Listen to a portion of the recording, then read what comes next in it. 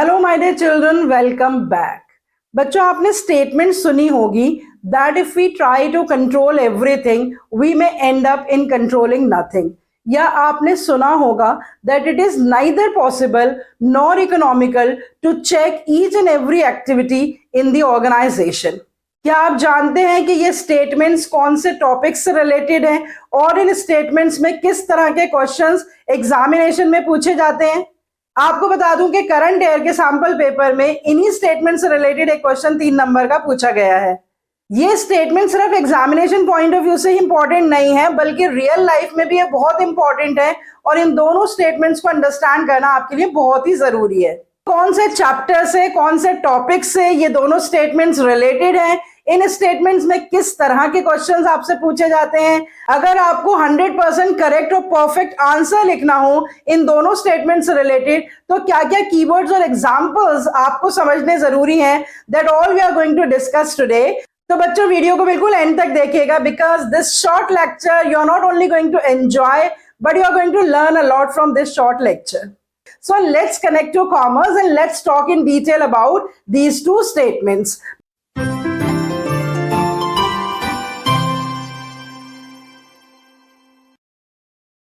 बच्चों, जो स्टेटमेंट मैंने अभी अभी आपके सामने बोली हैं वो स्टेटमेंट्स चैप्टर कंट्रोलिंग के कंट्रोलिंग प्रोसेस से रिलेटेड है। स्टेप ऑफ कंट्रोलिंग प्रोसेस है एनालाइजिंग डेविएशंस। तो जब डेविएशंस पता लगती हैं और उन डेविएशंस को एनालाइज करना होता है तो दो इंपॉर्टेंट प्रिंसिपल्स एप्लीकेबल होते हैं, जिन प्रिंसिपल्स को हम कहते हैं critical point control and control by exception. इन्हीं दोनों प्रिंसिपल से रिलेटेड वो स्टेटमेंट्स हैं। इन दोनों स्टेटमेंट से रिलेटेड क्या क्या कीवर्ड्स हैं और एग्जांपल्स हैं और क्या क्या क्वेश्चंस पूछे जाते हैं, ये अब हम डिस्कस करने वाले हैं। So the very first important principle in analyzing the deviation is the principle of critical point control. इस प्रिंसिपल में क्या बताया गया है कि सारी की सारी डेविएशंस जो हैं इंपॉर्टेंट नहीं होती हैं। सिर्फ स्पेसिफिक एरियाज या क्रिटिकल एरियाज में अगर कोई डेविएशंस होती हैं तो वो इंपॉर्टेंट होती हैं। तो सबसे पहले ये जरूरी है डेविएशंस एनालाइज करते टाइम कि ये पता लगाना कि कौन से एरियाज जो है वो क्रिटिकल हैं और कौन से एरियाज जो है वो नॉन क्रिटिकल हैं। और इस प्रिंसिपल से रिलेटेड स्टेटमेंट क्या है? It is neither possible nor economical to check each and every activity in the organization. तो each and every activity को ना तो पॉसिबल है चेक करना और ना ही इकोनॉमिकल है, बहुत ज्यादा खर्चा हो जाएगा, बहुत ज्यादा टाइम वेस्ट हो जाएगा। तो इसीलिए ये जरूरी है कि की रिजल्ट एरियाज को पता लगाया जाए। अब एग्जाम्पल देकर आपको बताती हूँ कि एक्चुअली की रिजल्ट एरियाज कैसे पता लगेंगे। यहां मैंने एक एग्जाम्पल लिखा है 5% increase in the labour cost and 15% increase in the पेटी एक्सपेंसेस।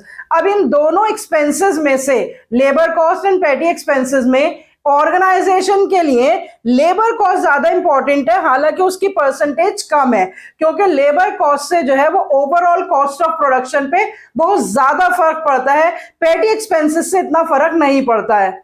तो अगर ये दिखाई दे रहा है कि लेबर कॉस्ट और पेटी एक्सपेंसेस दोनों ही बढ़ गए तो की रिजल्ट एरिया यहां पर क्या होगा?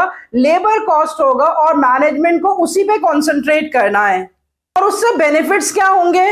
It will save the time and efforts of the managers as they deal with the significant deviations. They will not deal with every deviation, they will only deal with the significant deviations and that will save time and efforts. Another benefit, it helps to identify the critical problems and which need the timely action and attention.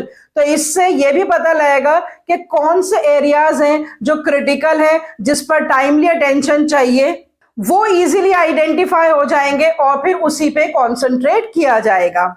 पहले एक और principal discuss कर लेते हैं और उसके बाद इन दोनों प्रिंसिपल से रिलेटेड क्वेश्चन एंड आंसर्स भी मैं आपके साथ डिस्कस करूंगी। सेकंड प्रिंसिपल है कंट्रोल बाय एक्सेप्शन, जिसे हम मैनेजमेंट बाय एक्सेप्शन भी कहते हैं। जिससे रिलेटेड लाइन क्या है, स्टेटमेंट क्या है? An attempt to control everything results in controlling nothing. That if you try to control everything, you may end up in controlling nothing. अब क्रिटिकल पॉइंट कंट्रोल में हमने ये तो पता लगा लिया कि कौन से एरियाज क्रिटिकल है और कौन से नॉन क्रिटिकल है। अब क्रिटिकल एरियाज में से भी परमिसेबल रेंज देखी जाएगी। जैसे अभी हमने एग्जांपल लिया कि लेबर कॉस्ट जो है वो 5% इंक्रीज हो गया, तो अगर मैनेजमेंट ने 5% से कम जो है वो एक्सेप्टेबल रेंज रख रखी है कि 2% लेबर कॉस्ट बढ़ जाए, 3% या 4% बढ़ जाए, तो भी परेशानी की बात नहीं है। लेकिन अगर 5% या 5% से ज्यादा बढ़ जाए तो डेफिनेटली परेशानी की बात है। और इस तरह की पर्टिकुलर डेविएशन जो बियॉन्ड अ परमिसेबल लिमिट चली जाती है, उसको इमीडिएटली मैनेजमेंट के नोटिस में लाना चाहिए और उस पर इमीडिएट एक्शन होना चाहिए। तो यहां पर आपको कीवर्ड क्या ध्यान रखना है? Significant deviations beyond a particular limit. तो जहां पर लिमिट की बात आए वहां पे आप कौन सा प्रिंसिपल आइडेंटिफाई करेंगे? Control by exception. यहां पे मैंने एक एग्जांपल ले रखा है कि 2% increase in the labour cost is acceptable. मान लीजिए 2% एक्सेप्टेबल है या 3 या 4% भी है, तो ऐसे केस में अगर 5% इंक्रीज हो जाता है लेबर कॉस्ट तो ये बियॉन्ड द एक्सेप्टेबल रेंज है और इसको इमीडिएटली मैनेजमेंट को बताना चाहिए और इस पे काम होना चाहिए। इसका बेनिफिट क्या होगा? Better utilisation of the managerial talent. Why? Because managers के टैलेंट का जो फोकस होगा वो सिर्फ अनएक्सेप्टेबल डेविएशंस पे होगा। जो एक्सेप्टेबल डेविएशंस हैं उनको वो इग्नोर कर देंगे, उनको लोअर लेवल पे ही सेटल कर लिया जाएगा और मैनेजर्स जो है वो सिर्फ सिग्निफिकेंट डेविएशंस पे फोकस करेंगे।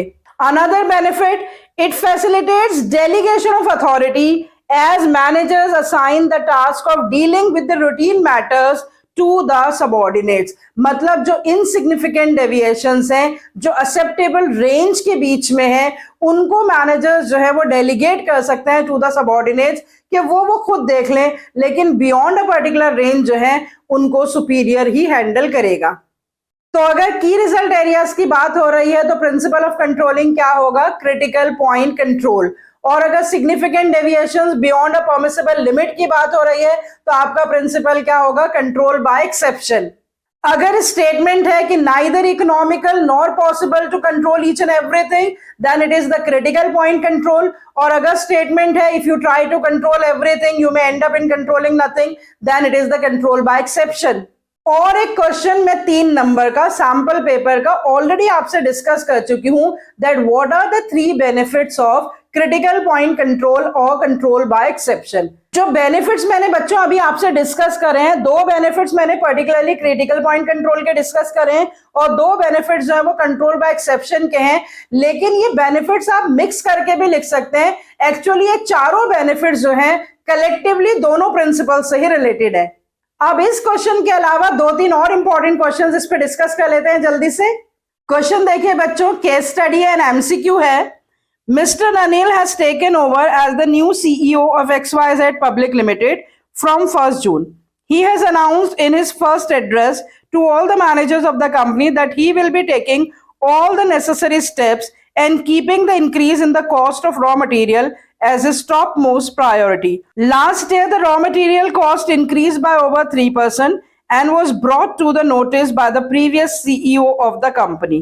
This year, Mr. Anil has announced that he will go for the immediate action in case the cost of raw material increased by more than 5%. Which principle of management control is indicated in the above case? Number 1, key result areas. Number 2, management by exception. Number 3, positive deviation and number 4, negative deviation. बच्चों यहाँ पर एक particular acceptable range की बात हो रही है कि लास्ट ईयर जो रेंज थी वो 3% थी, लेकिन इस साल मैनेजर ने डिसाइड करा है कि अगर रॉ मटेरियल कॉस्ट 5% से ज्यादा बढ़ जाता है तो उस पर इमीडिएट एक्शन लेना जरूरी होगा। तो एलिमिनेशन थ्योरी के हिसाब से सी और डी तो ऑप्शंस हैं ही नहीं, ए और बी में से हमें सेलेक्ट करनी है। और जैसा कि अभी हमने डिस्कस करा है कि significant deviations beyond a permissible limit की बात हो रही है, तो यहां पर हमारा ऑप्शन जो करेक्ट ऑप्शन होगा वो होगा answer B, that is management by exception और control by exception.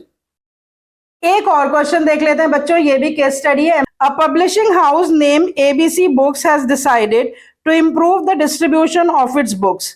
Currently, it has circulation in 3 major zones of the country, which is very good. In a very important meeting, it is concluded that the major problem associated not with the level of distribution, but paper quality of the books printed, because of which the demand of the books has considerably decreased over a period of time.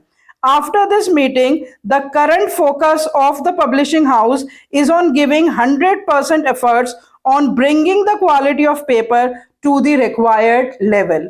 Which approach under analyzing deviations is being adopted by the management of ABC Books here? तो बच्चों इस case study में दो तरह के issues सामने आ रहे हैं, एक डिस्ट्रीब्यूशन से रिलेटेड और एक पेपर क्वालिटी से रिलेटेड। लेकिन मैनेजमेंट ने डिसाइड करा कि पेपर क्वालिटी पे फोकस करेंगे, जिसकी वजह से उनकी डिमांड जो है वो लो जा रही है। तो यहां पर मैनेजमेंट क्रिटिकल एरिया आइडेंटिफाई कर रही है, and that critical area is paper quality. So again out of the 4 options given here, critical point, control, management by exception, positive and negative deviation, our correct answer is critical point control.